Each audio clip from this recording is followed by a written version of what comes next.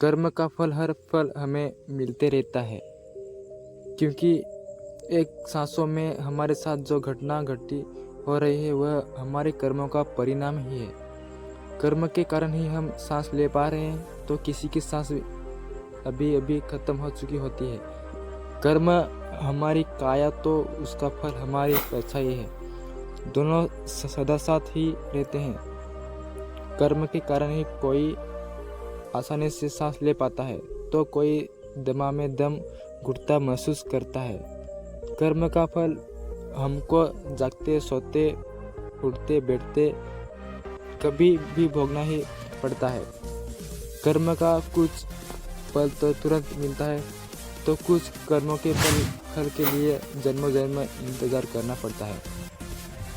जैसे किसी ने आग में हाथ डाला तो तुरंत जल जाएगा, उसके लिए कल या परसों नहीं लगेगा।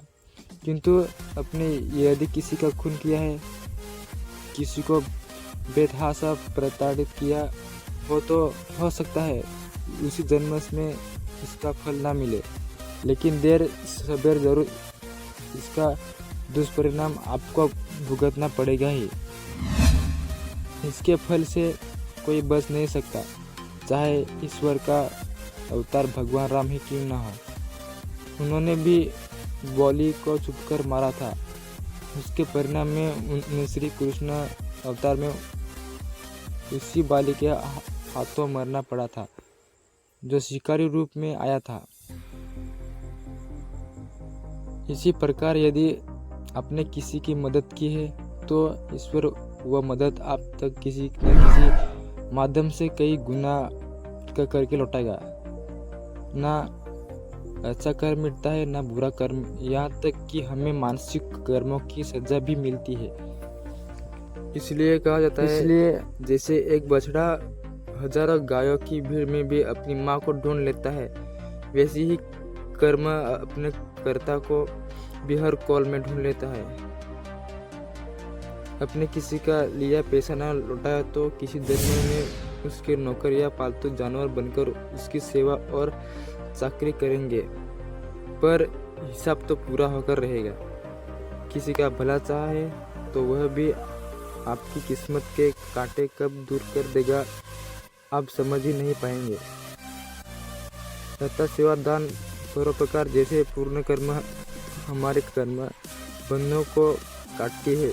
इसलिए शास्त्रों में सत्कर्म करने पर जोर दिया गया है, क्योंकि अंततः हमारे उद्देश्य सभी कर्म बंधनों से मुक्त होना ही है। और जब हम कर्म का सिद्धांत समझेंगे तो तभी इस चक्रव्यूह से बाहर आ पाएंगे। सबसे पहले तो हम इस बात को स्पष्ट कर ले कि हर छोटे बड़े और अच्छे बुरे कर्म का फल मिलता ही है, और हर कर्म का फल अलग अलग मिलता है। अर्थात बुरे कर्म के फल अच्छे कर्म के फल से निरस्त नहीं होते। कुछ कर्मों जैसे दैनिक दिनचर्या के कर्मों के फल तो साथ के साथ ही मिल जाते हैं, परंतु कुछ कर्मों के फल संचित हो जाते हैं और कुछ समय पश्चात इसी जन्म में या आने वाले जन्म में प्रारब्ध के रूप में मिलते हैं। वर्तमान में किए जा रहे कर्म क्रियमान कर्म कहलाते हैं। ऐसे क्रियमान कर्म जिनके फल साथ नहीं मिलते वे संचित कर्म कहलाते हैं, और संचित कर्म प्रारब्ध के रूप में विभिन्न योनियों में भोगे जाते हैं और कर्मशः निरस्त हो जाते हैं। सबसे अंत में जीव पुनः बचे हुए कर्मों को प्रारब्ध के रूप में मिलकर मनुष्य योनि में आता है। अन्य योनियों में और मनुष्य योनि में यह अंतर है कि जबकि अन्य योनियों में जैसे जैसे कर्म भोगे जाते हैं वे निरस्त होते जाते हैं, परंतु मनुष्य योनि में प्रारब्ध कर्म भोगे जाने पर निरस्त तो होते हैं, परंतु हर भोगे जाने वाला कर्म नए कर्म पैदा कर जाता है। दरअसल मनुष्य योनि में भोगे जाने वाला कर्म प्रारंभ में क्रियमान कर्म होता है, जो फिर संचित और प्रारब्ध कर्मों का स्रोत बनता है। इस प्रकार यह चक्र युगांतरों तक चलता रहता है, जब तक जीव को मोक्ष की प्राप्ति नहीं हो जाती, अर्थात अब तक वह जन्म मरण के चक्र से छूट नहीं जाता। संक्षेप में मोक्ष का भी जिक्र कर लेते हैं, क्योंकि मोक्ष भी तो हमारे द्वारा किए जाने वाले कर्मों के तरीके पर निर्भर होता है। जब मनुष्य के पाप और पुण्य दोनों प्रकार के कर्मफल शून्य हो जाते हैं तो वह मोक्ष का सुपात्र बन जाता है। गीता में और ब्राह्मण विद्यम शास्त्र में कहा गया है कि जब हम कर्म निष्काम भाव से करते हैं तो हमें उन कर्मों के फलों को भोगना नहीं पड़ता। इसका यह अर्थ निकलता है कि मनुष्य योनि में यदि हमारे प्रारब्ध के कर्मों को भोगने का तरीका निष्काम होगा तो प्रारब्ध के कर्मों तो निस्तर हो जाएंगे, परंतु नए कर्म नहीं जुड़ेंगे, अर्थात न चिंतित होंगे और न ही नया प्रारब्ध बनेंगे। निष्काम कर्म अर्थात स्वयं को परमेश्वर का दास समझते हुए परमेश्वर के वचनों के अनुसार अपने कर्तव्य निभाना, परंतु उनके फल की इच्छा न रखना। तो दोस्तों, आज मैं आपको एक ऐसी ही कहानी लेकर आया हूँ जिस कहानी से आप बहुत कुछ सीख सकते हैं अपने लाइफ में। तो इस कहानी को लास्ट तक वॉच करना। तो चलिए इस कहानी को शुरू करते हैं। एंड गाइज, अगर आप हमारे चैनल पर नए हो तो सब्सक्राइब एंड एक लाइक जरूर करना।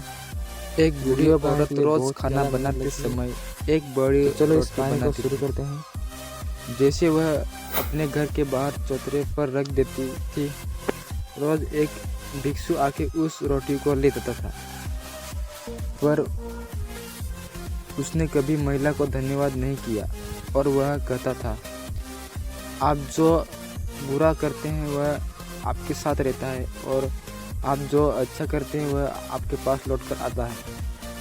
यह रोज रोज सुन के महिला परेशान हो चुकी थी। वह सोचती थी कि वह मेरी रोटी भी ले जाता था और कभी धन्यवाद भी नहीं करता। एक दिन महिला के दिमाग में कुछ आया और उसने बड़ी रोटी में जहर मिला दिया और उसे बाहर चौतरे पर रखने वाली ही थी कि उसे ख्याल आया कि वह यह क्या पाप करने जा रही है। उसने ईश्वर से क्षमा मांगी और अपने हिस्से में से उस भिक्षु के लिए रोटी लाके रखी।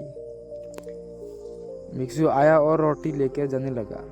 जाते वक्त उसने वही बात कही, आप जो बुरा करते हैं वह आपके साथ रहता है और आप जो अच्छा करते हैं वह आपके पास लौट कर आता है। महिला यह सुनकर घर के अंदर चली गई। महिला का इस बेटा था जो कि परदेसिया गया था। कई महीनों से वह लापता था, जिसे याद करके वह रोने लगी। शाम का समय हुआ। महिला के घर की कुंडी किसी के बजाय जब महिला ने दरवाज़ा खोला तो महिला का बेटा सामने खड़ा था। उसे देखने रोने लगी और उससे पूछा, बेटा तू कहाँ था?